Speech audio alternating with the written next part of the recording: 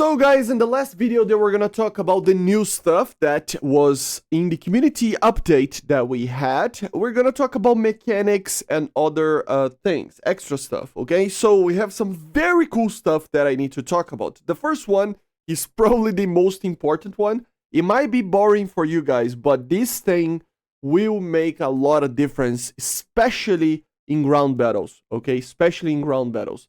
And it is obviously for ground battles, I mean. Yeah, but anyway, free daily backups, okay?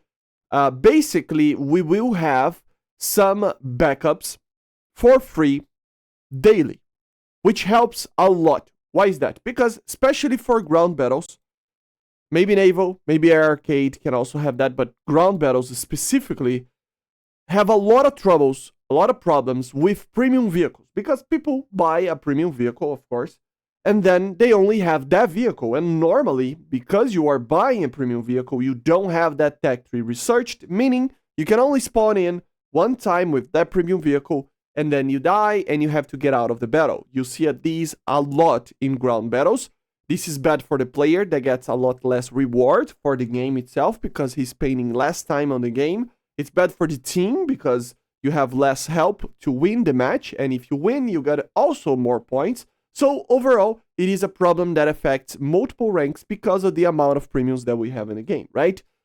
So this helps a little bit with having backups for everybody that is free. So before you could only buy them or get them randomly, right, in boxes and stuff.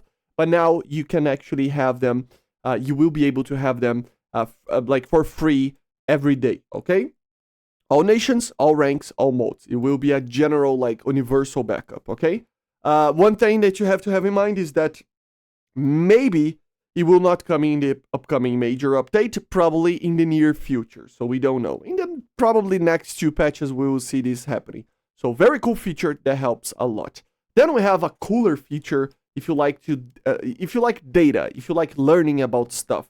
So basically, they are planning on extending and introducing more information about parameters of weapons and vehicles inside the game. So what they're talking about here is that they're gonna have a way to explain and for you to explore what the complex vehicle sensors and weapons that we have in the game are doing in a match, okay? So what this means is that basically we will have an interface, like for example here, to actually see a specific thing, what it's actually doing. So for example here, they say they're gonna start with the easiest to implement and gradually add similar features to other areas that's going to be a little bit harder. So for example, they're going to start with armor penetration and shell ballistics, okay?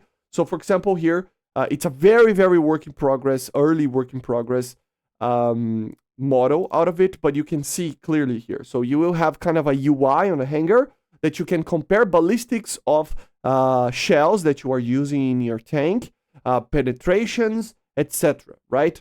You can see that you can have the angle, you can have the angle of hit, everything, right? So the distance, the altitude that the shell goes. So a way for you to calculate ballistics with the distance, with the angle, with the armor penetration later. And so having a lot more information on the ballistics of your round, with the penetration of your round, for you to compare them and see what is going to be the easiest to use, what is going to be the best, etc. And basically to have an option for you to actually, in a general perspective, understand what you are doing in the game, okay? So like I said, they're going to start with armor penetration and shell ballistics like this.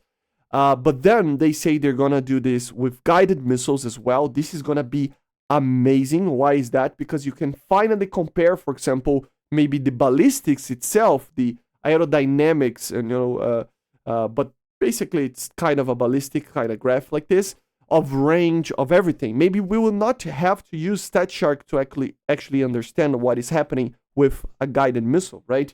An AMO-20, is it actually having more range or less range, or more speed or less speed, etc., more energy or less energy, etc., compared to an R-77, for example. So you can compare, you can see what is the optimal range for you to fire. You can bring a lot of these information. So apparently, they're going to do kind of like that, okay? Not only for guided missiles, but for aircraft flight models as well, which is amazing as well. So yeah, This is going to take a little bit more of time. You know, it's not gonna be for the next patch. These things for guided missiles and aircraft flight model, you can expect I mean, this is very heavy early work on these. So even the armor like thing, it might not even be in the next update. So yeah, they're working on it, but it is a very good thing. And the last thing that I wanted to talk about is for Naval. So I left that last because, of course, not that many people play Naval compared to other modes. But yeah, if you're playing Naval, there is a very good thing that they're going to do here, which is basically implement a new damage control order that you can choose. So how it's going to work is that basically it will be automatically deployed, the damage control parties, basically, right? And you will have on your ship like this, HMS Vega in this case, for example, a damage control down there button that you can click on, and this screen will appear. And this, you can basically have a priority of what is the repair that you are doing, and also buttons or stuff for you to actually use it. Okay, so how it works is that you're gonna choose 3 of them to have a priority, and you're gonna click a button, and this button will be the one that will be automatically done when you actually choose, right? So in a general sense, for example, if I personally, for example, would have as the first main one, distinguishing one, because fires can destroy the ship very easily, right? So have distinguishing, then the water, then the repair, right? This would be my main one, in my opinion. This would be the one that I use. For example, I would choose this one, and it would be the first one. So this would be the one that automatically happens when I get shot, okay?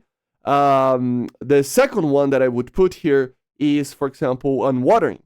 Maybe one watering with the fire as a second like choice over here, and then repair. Why is that? Maybe because water is ingressing so much that I need to choose another one at an exact time. But it will be just an automatic button that you click, and then it will prioritize water and then the fire extinguishing, for example. So maybe at first in the battle I'm using this one, but I noticed that water is ingressing very heavily on the ship and I'm gonna sink. If I don't control that, I click this other button, it will start to prioritize the water, right? And maybe after a while, the water is just a very tiny amount, but I need my guns to work, and I have a third one with the focus of repair. But basically, this is how it's gonna work, okay? You're gonna choose one, two, like, you're gonna click them, and with that, you're gonna have a specific damage control priorities on the actual ship, okay? You can see that it will have, like, for example, the first one will always be 1 time repairing time. The second one will take a little bit more time. If everything is happening at the same time, right, it will take a little bit more time, etc. So, for example, in this case, 1 time repairing time, you know, it will be the repair that it's going to be done. If there is a fire happening at the same time, it will be for 0.5 times. So it will take a little bit more time to extinguish that fire compared if it was the extinguishing one.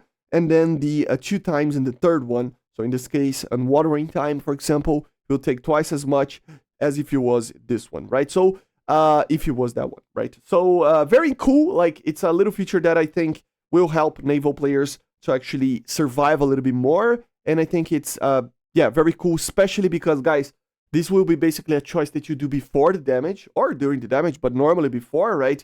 And with that in mind, you will have kind of a line of thinking that it's automatically done for you, right? It's like, of course, you are the captain of the ship, and then the damage control parties are doing their own with a previously like set up order, right? So it makes a lot of sense. It is easier to use and just much better. Okay, so I see you guys on the next one. This is it.